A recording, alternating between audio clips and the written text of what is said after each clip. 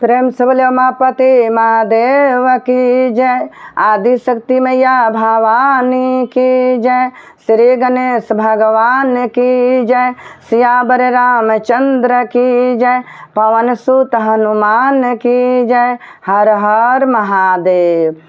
महादेव जी के चरणों में प्रणाम करतनी, प्रणाम स्वीकार करी। शिव शक्ति माँ जगदम्बा भवानी के चरणों में प्रणाम करतनी, प्रणाम स्वीकार करी।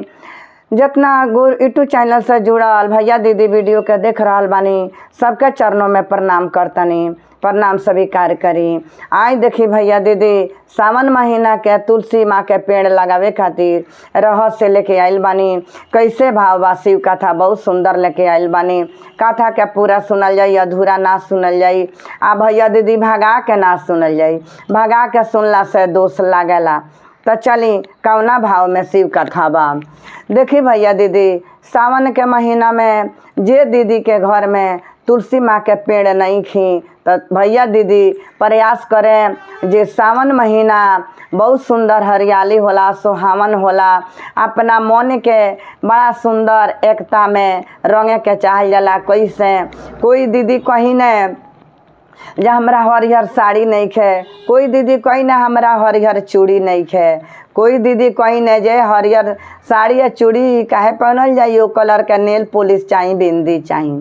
तो देखी वही तरीका से हमनी के आंगन घर के हरियाली करे खातिर तुलसी माँ के पेड़ लगाई दीदी भैया। तुलसी माँ के पेड़ लगावल बहुत शुभकारी होला। सावन महीना नज़दीक आ रहल बा, हमनी के अपना आंगना में तुलसी माँ के पेड़ रोपे के चाहिए। तो आई देखी भैया दीदी, तुलसी माँ के पेड़ होखिन दू तरीका से, एगो होखिन हल्का हरियाली आ एगो होखिन बैगनी हरियाली। तो देखी जैसे कि जौन हल्का हरिहर रहीन उ राम जी के रहीन, आ जौन बैगनी हल्का रहीन तो श्याम जी के रहीन, कन्हैया जी के। तो देखी दोनों पेड़ बढ़िया बानी, सुहावन बानी। तुलसी माँ के भरसक प्रयास करें जे रामे जी वाला तुलसी माँ के पेड़ लगाई। तो चली तुलसी माँ के पेड़ लगाई आ तुलसी माँ के अपन पूजा करी आ दीप जलाई। तो देखी दीप कैसे जलावे के चाहिए तुलसी माँ के। जैसे मान ली हमनी के शाम के पहर दीप जरावल जाता, तो दीप जरता वही जान तुलसी माँ के लगे प्रतिदिन दिया बारे के चाहिए। दीप जला के आ जैसे दिया देखी जे थोड़ा सा में तेल बचल बा, तो दिया वहाँ से अलगे क देवे के चाहिए। तुलसी माँ के लगे दिया बुता गईला से अपना जीवन में थोड़ा अंधकार आ जाला, तो लक्ष्मी माता थोड़ा लुष्ट हो जाइने। ऐसे भैया दीदी की तुलसी माता विष्णु भगवान के मतलब कि एकदम अर्धांगिनी बराबर बानी। तुलसी माता विष्णु भगवान के माथा पर रहीने, वास करीने। आ हमनी के हिंदू धर्म में बानी सन जे कौनो वैसन सफल काज प्रयोजन अपन कल जाता, त बिना तुलसी माता के जल के पवित्र ना होला जग हमनी के। तो वो तरीका से तुलसी माता के पेड़ लगाई। अब तुलसी माता के पूजन के तैयारी करी। एतवार के दिन भैया दीदी तुलसी माता पर जल ना चढ़ावल जाला। एतवार के तुलसी माता पर जल ना चढ़ावल जाला। तुलसी माता के लगे जैसे गंदा जगह तर ना रोपल जाला, तुलसी मैया के सुंदर सुहावन जगह पर रोपल जाला। जैसे हमनी के गमला में रोपल जाता, तो मान ली गमला में हमनी के रोपल जाता, आंगना में धो दहल जाता, तो तुलसी माता के सामने फींचल कपड़ा ना पसारे के चाहिए। ऐसे कि मान ली हमनी के जानकारी नहीं है, फींचल कपड़ा हमनी के पसार अगर दहल जाता, तो उनमें से पानी अगर बूंदे बूंदे गिरी तो तुलसी मैया के शरीर पर पड़ी, तो हमनी के मतलब कि तुलसी माता थोड़ा रुष्ट हो जाइने, लक्ष्मी माता रुष्ट हो जाइने। जैसे कि भजन गावल जाला जे लक्ष्मी के वंश हैं विष्णु के प्यारी, आ छप्पन भोग मैया देहे निसंवारी। तो देखी भैया दीदी तुलसी माता बहुत शुभ होखिन, बहुत भक्ति वाला है माता, बहुत मतलब कि ज्ञानी हैं कि जग के हमनी के तारी न मैया। अगर देखी हमनी के जैसे विष्णु भगवान के भोग लगावल जाता, तब बिना तुलसी माता के उ प्रसाद विष्णु भगवान स्वीकार ना करीने। विष्णु भगवान के जब हमनी भोग लगावल जाता तो बिना तुलसी मैया के पत्ता के स्वीकार ना करीने। तो देखी हमनी के विष्णु भगवान के भोग लगावे के बाद तो हमनी के जैसे एतवार दिन छोड़ के आ दूसरा दिन के तुलसी माता के पत्ता ले आके आ रख लेवे के चाही। जे विष्णु भगवान के भोग तो रोज लगावल जाला, महादेव जी के भोग रोज लगावल जाला, लक्ष्मी जी के भोग रोज लगावल जाला। तो हमनी के मान ली जे और कोई के तो ना चाही, बाकी हनुमान जी के भोग हमनी के रोज लगावल जाला। तो हनुमान जी के तो रोज तुलसी माता चाही आ विष्णु भगवान के तो देखी ऐसे हनुमान जी के लगावल जाला। जे राम अवतार में हनुमान जी बड़ा राम जी के दूत बनल बानी आ वहाँ के तुलसी माता बड़ा प्रेम हई।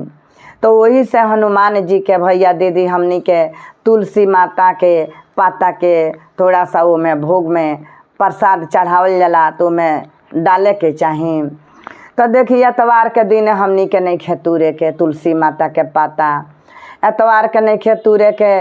आ जब अगर हम गमला रोपतानी तो अगर जय तय से माटी ले आके भैया दीदी ना रोपे के चाही। सुंदर जगह से तनी माटी पियरी ले आके और में तुलसी माता के रोपे के चाही। कितना लोग तुलसी माता के विवाह करावेला कार्तिक महीना में, जे तुलसी माता के विवाह के दिन आइल बा ती सब करब भैया दीदी हमनिए के कइल जाला। सभी भैया दीदी वहाँ के भगत बानी, महादेव जी के, हनुमान जी के, राम जी के, तुलसी माता के। ए बेरा के जुग ऐसन आइल बा जे घर घर में दीदी भैया साधना भक्ति करतानी आ पूजा पाठ करतानी। एगो ऐसन दिन नइखे जे बिना दीदी नहा धोआ के पूजा कइले भोजन बनाइए चाहे भोजन करी। तो देखी तुलसी माता के जल एतवार के नहीं डाले के आ बाकी दिन जल डाले के बा। तुलसी माता के जैसे प्रसाद हमनी भोग लगावल जाता तो वहाँ के तिल चाहिए रोज, हनुमान जी के तिल चाहिए रोज, अक्षत से मतलब नहीं खे। आ तुलसी माता के पियर का चंदन लगावल जाला, लाल चंदन ना लगावल जाला। तो देखी भैया दीदी एको हमनी में ऐसन कमी बा जे पूजा पाठ के जानकारी नहीं खे रहत। हम पूजा करते बानी आ कहतनी जे देखी ना ये दीदी ए भैया हम पूजा करते बानी आ तबो हमनी के घर में कलह लागो रहता। तो कहीं ना कहीं हमनी के पूजा पाठ में भी थोड़ा कमी हो जाता। देखी हनुमान जी जब सीता जी के वनवास भई रहनी, लव कुश के जन्म जब भई रहनी, वन में वाल्मीकि बाबा के आश्रम में जब लड़ाई छेड़ल, हनुमान जी के जब बंदित बना के आ ले गइलो लव कुश, जब ओजा सीता मैया देखतनी तो खुश हो गईनी जे हनुमान जी तू कहाँ से चल अइलह, तू कहाँ से चल अइलह। हनुमान जी ओजान माँ के जब देखनी तो रोए लगनी, आँख से आंसू गिरे लागल कि हमार माँ हैसन महल के रानी, हैसन राजमहल के सुकुमारी, आ ये जान कितना कठिन से माँ हमार दुख झलतनी आ कौना रूप में एजा बानी। लगनी गोहरावे जे हे भगवान ई मतलब कि कौन लीला रौरा रचले बानी, आ ई कौन लीला चल रहल बा। जब ओजन हनुमान जी गईनी तो माता जी का कइले रहनी, भोजन बनौले रहनी वाल्मीकि बाबा के कुटी में। जब सीता मैया भोजन बनौले रहनी ओ दिन तुलसी माँ के ना डलले रहनी, ओमे तुलसी दल बिना डलले आ हनुमान जी के भोजन दे दिला रहनी। जब हनुमान जी के भोजन करा देहनी, भोजन ले आ देत जाई अब तबो हनुमान जी के पेट ना भरे। तब जब सीता माता चकित में पड़ गईनी, कहतानी हनुमान ई कौन कारण बा ऐसन, आज तक कहीं रसोई ना घटल आ ऐसन कौन ऐसन रहस्य बा, कौन ऐसन मने भूल चूक भइल बा जे आज एतरे तू हो गइल बाड़, तहार पेट नइखे भरत आ कैसे आज एतरे से बनावल रसोई घट गइल बा। हनुमान जी मुस्किया के कहतनी जे माँ आज रौरा तुलसी दल नइखी डलले, तब सीता मैया चकित हो गईनी जे वह यही से नू हम रोज डाल देते रहनी हाँ, आज हम भूल गइल बानी। तुलसी माता के आज ना डलनी हाँ हनुमान जी, आज तो हमरा से गलती हो गइल बा। हनुमान जी कहनी माँ कौनो बात नहीं है, अभी से ले आके रौरा डाल सकतानी। तुलसी माँ के डाले खातिर सीता मैया गईनी आ जाके ले आके तुलसी दल डाल देहनी आ उहे चीज़वा उहे भोजन बनौले रहनी तो हनुमान जी के ले आके देहनी। हनुमान जी के पेट भर गइल। तो आई भैया दीदी देखी आ तुलसी माता के देखी सेवा करे खातिर इतना ना तुलसी मैया में शक्ति बा जे विष्णु भगवान के अर्धांगिनी बन के आए कलयुग में सारा युग में माँ पवित्र बन के बानी। देखी भैया दीदी तुलसी माता के चुनरी भी पहनावे के चाही, ए तरह से ना रखे के चाही। अगर अंगना में हम रोपले बानी तो सुबह शाम अगरबत्ती देखावे के चाही। तुलसी माता के पियर का चंदन तिल उजर अक्षत उजर फूल चढ़ावे के चाही। अगर चुनरी चढ़ावतानी दीदी भैया तो लाल चुनरी मत चढ़ाएं, पियर आ ना तो हरिहर, पियर आ ना तो हरिहर चुनरी माँ के डाँड में लपेट दें।